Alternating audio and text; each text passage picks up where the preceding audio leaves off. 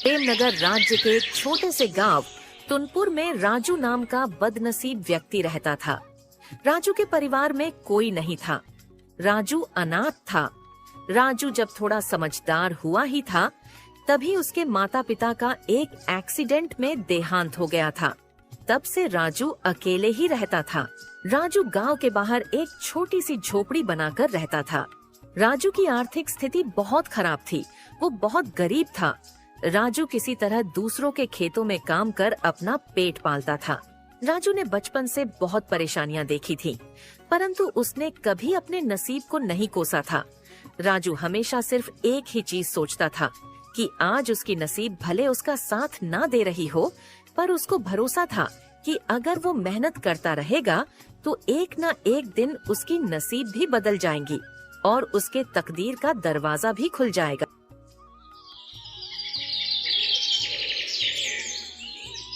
एक दिन इसी तरह राजू श्यामलाल जमींदार के खेत पर काम कर रहा था और श्यामलाल पास ही के पेड़ के नीचे बैठा हुआ था।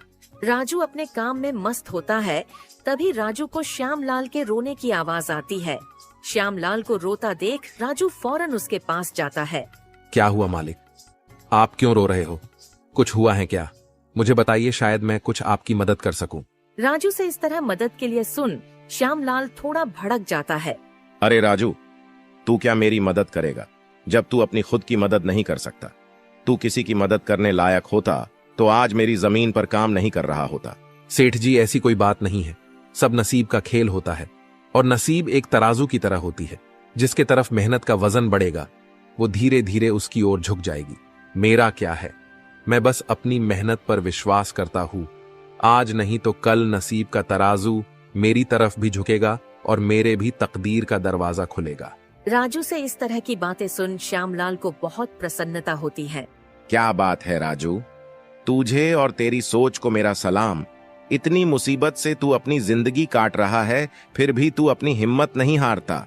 ऐसी कोई बात नहीं है सेठ जी, ये सब तो मेरे पिताजी की सीख का नतीजा है। मैं जब भी किसी चीज के लिए जिद करता था तब मेरे पिताजी मुझे बस एक चीज कहते थे।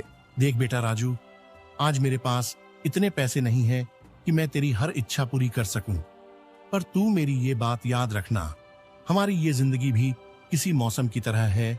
कभी बहुत धूप तो कभी बहुत ठंड तो कभी बहुत वर्षा, पर तुम्हें उस एक वृक्ष की तरह हमेशा डट के खड़े रहना होगा और बस मेहनत करते रहना होगा, क्योंकि हर मौसम का एक समय होता है। इसी तरह हर दुख का भी एक समय होता है। एक ना एक दिन वो भी समाप्त हो ही जाएगा। बस तुम कभी हिम्मत मत हारना। वाह, क्या सोच थी तुम्हारे पिताजी की। काश मैं भी उनसे मिल पाता। अरे सेठ जी, ये सब तो बीती बातें हैं, ये सब छोड़िए और मुझे पहले ये बताइए, आप क्यों रो रहे थे? अरे राजू, अब क्या बताऊं तुझे। मैं एक बहुत बड़ी मुसीबत में फंस गया हूं। मुझे कुछ समझ नहीं आ रहा है कैसे इस समस्या से बाहर क्या हुआ सेठ जी, जरा साफ साफ बताइए। राजू, मेरे पास मेरे पिताजी की एक जमीन है जिस पर मेरा और मेरे भाई का पूरा हक बनता है, पर मेरे चाचा के बच्चों ने उस पर अपना हक जता लिया है। बस इतनी सी बात। एक काम कीजिए सेठ जी, आप अपने गांव के पुलिस स्टेशन में जाकर अपने चचेरे भाइयों पर जमीन हड़पने का केस कर दीजिए। अरे इसका कोई फायदा नहीं है राजू। हमारे गांव का विधायक मेरे चाचा के लड़के का बहुत अच्छा मित्र है, इसलिए तो इतना परेशान हूं। क्योंकि अगर गांव का विधायक उनके साथ है तो मैं कानूनी तौर पर भी उस जमीन को अपना साबित नहीं कर पाऊंगा। अब तो मेरे चचेरे भाइयों ने उस पर मजदूर लगाकर खेती भी शुरू करवा दी है। हाँ सेठ जी, आपकी ये बात तो सही है, और अगर आप कानूनी तौर पर जमीन को अपने नाम करने की सोचोगे तो शायद आपके पोते बड़े हो जाएं, पर केस चलता रहेगा। हाँ राजू, अब तू ही बता मैं क्या करूं। वो जमीन मेरे पिताजी ने बहुत मेहनत करके ली थी। मैं किसी भी हाल में वो जमीन अपने नाम करके रहूंगा। अगर ऐसी बात है तो मेरे पास एक तरकीब है सेठ जी, जिससे आपके चचेरे भाई खुद ये जमीन आपके नाम करवा देंगे। क्या बोल रहा है राजू? जल्दी बता मुझे भी वो तरकीब। राजू ने अपनी पूरी तरकीब श्यामलाल को समझा दी। तरकीब सुनते ही श्यामलाल राजू से कहता है, क्या बात है राजू, क्या तरकीब निकाली है? तू तो बहुत समझदार है। धन्यवाद सेठ जी। राजू, अगर तेरी ये तरकीब काम आई और मुझे मेरी जमीन वापस मिल गई तो मैं ये वादा करता हूं, अभी जिस जमीन पर तू काम कर रहा है मैं ये तेरे नाम कर दूंगा। अरे इसकी कोई जरूरत नहीं है सेठ जी, आप तो मेरे अन्नदाता हो, आपके लिए इतना करना तो मेरा फर्ज है। ठीक है राजू, कल से ही अपने इस तरकीब पर काम करना शुरू कर देना। जी सेठ जी, कल से ही मैं अपने काम पर लग जाऊंगा। राजू फिर से अपने काम पर लग जाता है।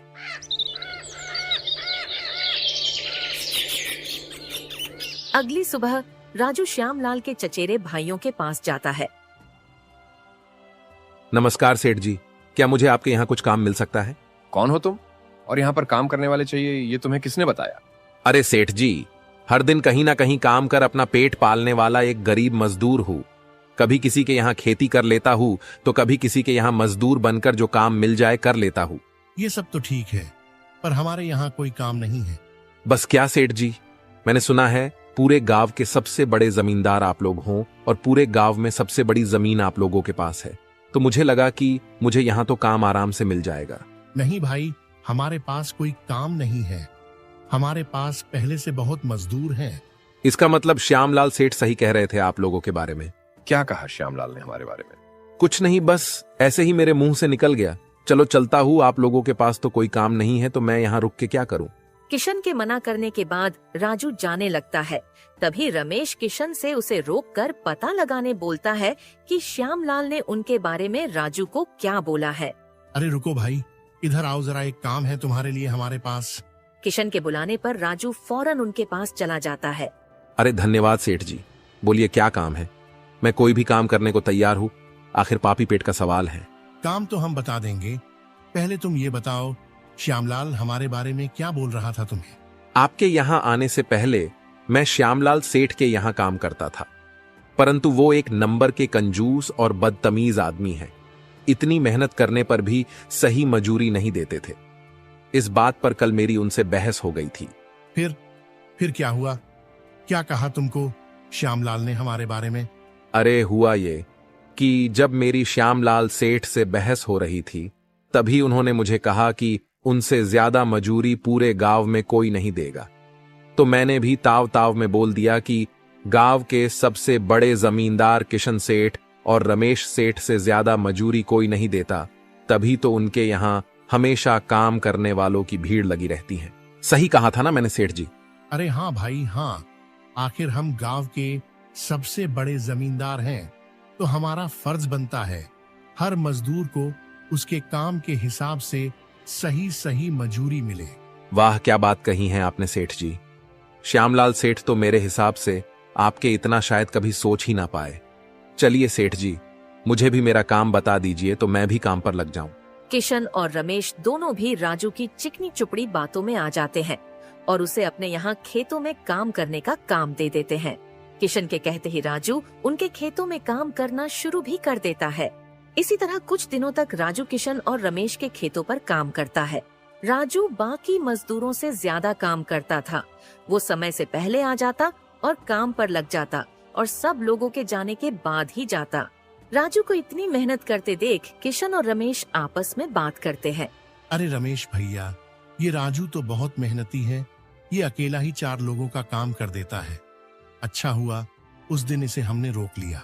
हाँ भाई, बात तो तू पते की कर रहा है। अच्छा हुआ राजू को हमने अपने यहाँ काम पर रख लिया। वो बहुत मेहनती और ईमानदार भी है। आजकल के जमाने में ऐसा व्यक्ति मिलना घास के ढेर में सुई ढूंढने की तरह है। हाँ भैया, कुछ भी कहो, मेहनती तो बहुत है राजू। इसके इतना काम शायद ही कोई करता होगा हमारे यहाँ। राजू ने से दोनों भाइयों का दिल जीत लिया था। इसी तरह कुछ दिन और बीत जाते हैं।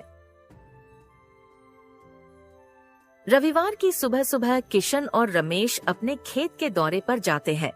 जब वो अपने खेत पर पहुंचते हैं तो देखते हैं कि राजू काम कर रहा होता है। राजू को रविवार को भी काम करता देख किशन बोलता है, अरे राजू भाई, रविवार के दिन भी तुम काम कर रहे हो, आज तो आराम कर लिया होता। आराम? वो क्या होता है सेठ जी? अकेला रहता हूँ घर पर, और अकेला व्यक्ति घर पर रहकर क्या ही आराम करेगा। इसलिए सुबह जल्दी ही आ जाता हूँ और काम पर लग जाता हूँ। इसमें मेरा दिल लगा रहता है। तुम बहुत मेहनती व्यक्ति हो। एक काम करो, आज तुम काम रहने दो, जाओ जाकर वहाँ पेड़ के नीचे आराम करो। नहीं सेठ जी, इसकी कोई जरूरत नहीं। आप लोग जाइए, मैं ठीक हूँ, मुझे काम करना पसंद है। ठीक है राजू, फिर हम निकलते हैं। तुम्हारा जब मन करे अपने घर चले जाना। ठीक है सेठ जी। इसके बाद किशन और रमेश खेत को राजू के भरोसे छोड़ वहाँ से चले जाते हैं। अगली सुबह जब किशन और रमेश अपने खेत पर आते हैं तो देखते हैं पुलिस वहाँ आई है। पुलिस को देखते ही दोनों दौड़े दौड़े आते हैं। क्या हुआ थानेदार साहब, यहाँ क्या कर रहे हो? हमने तो पहले ही इस जमीन के असली कागजात बड़े थानेदार को दिखा दिए थे ना। अच्छा, ये जमीन तुम्हारी है ना? तभी तो तुम दोनों को अंदर करने आया हूँ। अंदर? मैं कुछ समझा नहीं थानेदार साहब, कहना क्या चाहते हो? साफ साफ कहो। साफ साफ कहने की कोई जरूरत नहीं है। जरा अपनी नजर घुमाकर वहाँ देखो तुम्हारी जमीन से क्या निकला है। थानेदार के कहते ही दोनों भाई जब पलट कर देखते हैं तो वहाँ उनकी जमीन में किसी की लाश गाड़ी हुई होती है, जिसका सिर्फ कंकाल बचा होता है। कंकाल को देख दोनों भाई की हवा टाइट हो जाती है। ये कहाँ से आया हमारे जमीन में? चलो अब बहाना मत बनाओ। पहले लोगों को मारो, फिर उसे अपनी जमीन में गाड़ो और फिर बोलो ये क्या है। नहीं थानेदार साहब, ये सब क्या है? ये यहाँ कैसे आया? हमें कुछ नहीं पता है। चलो अब झूठ मत बोलो। तुम दोनों तो अब गए। अगर फांसी नहीं हुई तो कम से कम उम्र कैद की सजा तो पक्की होगी। फांसी और उम्र कैद सुन दोनों भाई डर जाते हैं और थानेदार के सामने गिड़गिड़ाने लगते हैं। नहीं थानेदार साहब, हमने कुछ नहीं किया। ये सब कहाँ से आया इस जमीन में हमें नहीं पता। वाह क्या बात है, तुम्हारी जमीन से कंकाल निकलते ही हमारी जमीन से इस जमीन पर आ गए। इस मामले से बचने के लिए दोनों भाई कुछ तरकीब लगाने की सोचते हैं। तभी वहाँ राजू आ जाता है। अरे सेठ जी, ये पुलिस क्यों आई है? कुछ हुआ है क्या? हाँ राजू, देखो पता नहीं कहाँ से हमारे जमीन में ये कंकाल आ गया है। राजू कंकाल का नाम सुनते ही चौंक कर बोलता है। क्या कंकाल? ये कहाँ से आ गया? ये तो बहुत बड़ी मुसीबत में आ गए आप दोनों मालिक। हाँ राजू, अब तू ही कुछ तरकीब बता जिससे हम इससे बाहर आ सके। तीनों को खुसुर पुसुर करता देख थानेदार कहता है। चलो अब कोई तरकीब मत बनाओ। दोनों में से एक भाई तो पक्का जाने वाला है जेल में। अब तुम दोनों ही फैसला करो कौन जाएगा। थानेदार साहब, हमें बस 5 मिनट दीजिए, अभी हम फैसला करके आते हैं कौन जाएगा जेल। ठीक है, जल्दी जल्दी तय करो किसको लेके जाऊं मैं जेल। ठीक है थानेदार साहब। राजू, किशन और रमेश थानेदार से थोड़ी दूरी पर चले जाते हैं। देखो मालिक, दोनों भाइयों के फंसने से अच्छा है कोई एक भाई फंसे। अब आप लोग सोचिए कौन जाएगा जेल। राजू भाई, हम दोनों भी अंदर नहीं जाना चाहते। कोई तरकीब लगाओ भाई जिससे हम दोनों बच जाए। मालिक एक बात बोलूं, इस कंकाल को देख के तो लगता है काफी महीनों पहले से इसे जमीन में डाला गया होगा। एक तो किशन फांसी की बात सुन बहुत डरा हुआ था और राजू से ये सुनते ही किशन डर के फटाफट पूरी कहानी राजू को बता देता है। देखो राजू भाई, सच्ची सच्ची कहूँ, ये जमीन तो हमने बस महीने पहले ही हड़पी थी अपने चचेरे भाई श्यामलाल से। किशन से हड़पने की बात सुन राजू ऐसा बर्ताव करता है जैसे उसे कुछ पता नहीं है इस बारे में। क्या कहा मालिक? हड़प्पी थी जमीन? मैं कुछ समझा नहीं, जरा साफ साफ बताइए। किशन जमीन हड़पने वाली पूरी कहानी राजू को बता देता है। किशन से पूरी कहानी मुंह जबानी सुनते ही राजू कहता है। मालिक मेरे पास एक तरकीब है जिससे सांप भी मर जाएगा और लाठी भी नहीं टूटेगी। बताओ राजू भाई, जल्दी बताओ। तरकीब बताने से पहले आप मुझे ये बताओ, आपके लिए ये जमीन प्यारी है या आप दोनों की जान? इसमें कोई कहने की बात थोड़ी है राजू, हमें जमीन से ज्यादा हमारी जान प्यारी है। तो एक काम कीजिए मालिक, आप सबसे पहले जाकर थानेदार को बोल दीजिए ये जमीन श्यामलाल सेठ की है। थानेदार को बोलना हमने तो बस 1 महीना पहले ही ये जमीन उनसे बस काम करने के लिए ली है, बाकी का मैं संभाल लूंगा। अरे राजू, पर इससे तो हमारी जमीन हमसे छीन जाएगी, उसका क्या? नहीं मालिक, आप शायद मेरी तरकीब अब तक समझे नहीं। आप जब ये थानेदार को बोलोगे ये जमीन श्यामलाल सेठ की है तो पुलिस किसको पकड़ेगी? श्यामलाल सेठ को। और श्यामलाल सेठ के अंदर जाते ही ये जमीन फिर से आप लोग हड़प लेना, समझे? इससे आप लोग भी बच जाओगे और जमीन भी आपकी रहेगी। राजू की तरकीब सुन दोनों भाई दंग रह जाते हैं। वाह राजू भाई, तुम तो बहुत दिमाग वाले हो। आज तक तो तुमने हमें अपने बल से प्रसन्न किया था, आज तुम्हारी बुद्धि हमारी जान भी बचाएगी। राजू की तरकीब सुन तीनों थानेदार के पास जाते हैं और थानेदार को सब वैसे ही बोलते हैं जैसे राजू ने उन्हें कहा था। थानेदार साहब, ये जमीन हमारी नहीं है, हमने तो बस काम करने के लिए ये जमीन हमारे चचेरे भाई श्यामलाल से ली थी। वाह, जब तुम खुद फंस गए हो तो अब किसी और को फंसाकर अपने आप को बचाना चाहते हो। नहीं साहब, आपको विश्वास नहीं हो रहा तो राजू से पूछ लीजिए। ये हमारे पास बस अभी काम कर रहा है। इसके पहले ये श्यामलाल के पास काम करता था। बोलो राजू, ये जमीन किसकी है? हाँ थानेदार साहब, ये जमीन श्यामलाल सेठ की है। किशन सेठ और रमेश सेठ ने तो बस कुछ ही समय से इस जमीन पर काम कराना शुरू किया है। राजू से ये सब सुनने के बाद थानेदार राजू को श्यामलाल को बुलाने बोलता है। ठीक है, अगर ऐसी बात है तो एक काम करो राजू, जाओ और श्यामलाल को बुला कर लाओ। राजू फौरन जाकर श्यामलाल को बुला लाता है, पर श्यामलाल अपने साथ पूरे जिले के एसीपी साहब को लाता है। सलाम सर जी, आप यहाँ? हाँ, बस यहाँ पास से गुजर रहा था तो भीड़ देख यहाँ चला आया। बोलो यहाँ क्या चल रहा है? देखिए सर जी, इन दोनों के जमीन से ये कंकाल निकला है और अब ये लोग बोल रहे हैं कि यह जमीन श्यामलाल की है। थानेदार ने पूरी कहानी एसीपी को बता दी और इन सब में अपने आप को फंसता देख किशन एसीपी को बोलता है। नहीं सर जी, ये जमीन हमारी नहीं है। हम बस कुछ समय से यहाँ काम करा रहे हैं। आप हमारे पास काम कर रहे मजदूर राजू से पूछ लीजिए। हाँ साहब, ये जमीन श्यामलाल सेठ की है। मैं कैसे मान लूं कि यह जमीन श्यामलाल की है? मेरे यहाँ का थानेदार तो कह रहा था इस जमीन पर केस चल रहा है और ये जमीन शायद तुम्हारे हवाले हुई है, और अब तुम बोल रहे हो ये जमीन श्यामलाल की है। नहीं साहब, हम बस इस जमीन को हड़पने की साजिश कर रहे थे, पर अब हमें नहीं चाहिए ये जमीन। अगर आपको चाहिए तो हम वो केस भी वापस ले लेंगे। थानेदार, एक काम करो, तुम जाओ, आगे का मैं संभाल लूंगा। एसीपी के कहते ही थानेदार वहाँ से चला जाता है। चलो अब श्यामलाल, तुम बताओ ये कंकाल यहाँ कहाँ से आया? तुमने किसको मार के यहाँ डाला है? अरे साहब, ये तो नकली कंकाल है। ये सब तो हमारा प्लान था इन दोनों के मुंह से सच्चाई सुनने के लिए। श्यामलाल से यह सुनते ही दोनों भाइयों के पैरों के नीचे से जैसे जमीन ही खिसक जाती है। हाँ एसीपी साहब, मैंने भी दोनों ने जो जो बातें मुझे कहा है सब रिकॉर्ड भी कर लिया है मेरे फोन में। आप चाहे तो ये रिकॉर्डिंग अपने साथ ले जा सकते हैं सबूत के तौर पर। राजू को भी इस प्लान में शामिल देख दोनों भाई को समझ जाता है कि यह सब श्यामलाल और राजू ने मिलकर किया है। अब तो उन दोनों के खिलाफ एसीपी के पास सबूत भी था और उन दोनों के पास अपनी गलती मानने के अलावा कोई चारा नहीं था। हमें माफ कर दीजिए एसीपी साहब, हम लालच में आ गए थे। हम आज के बाद यह गलती कभी नहीं करेंगे और ये जमीन भी श्यामलाल भाई को वापस दे देंगे। गलती तो तुम दोनों ने कर दी है, इसकी सजा तो तुम दोनों को मिलके रहेगी। और रही बात जमीन की, तो वो श्यामलाल की थी। और तुम दोनों चलो अब जेल की हवा खाने।